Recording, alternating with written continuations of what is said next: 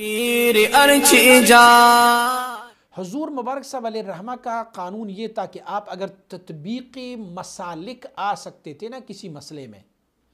تو پھر دونوں پر عمل کیا کرتے تھے. یعنی امام شافعی رحمۃ اللہ علیہ، امام ابو حنیفہ رحمۃ اللہ علیہ، اگر اپنی مسلک کا ترک نہ آ جاتا اس میں اور دونوں مسلکوں پر عمل کیا جا سکتا تھا تو آپ پھر اس کو اپنایا کرتے تھے. تو حضور مبارک صاحب علیہ الرحمہ اپنی وطروں میں دعائے قنوت حنفی اور شافعی دونوں پڑھا کرتے ہوتے تھے.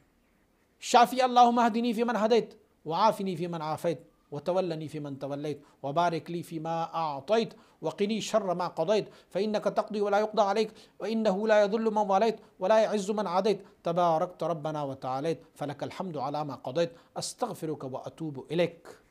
اس کو بھی اللہم انا نستعینک ونستغفرک ونؤمن بک ونتوکل علیک ونثنی علیک الخیر نشکرک ولا نکفرک، اس کو بھی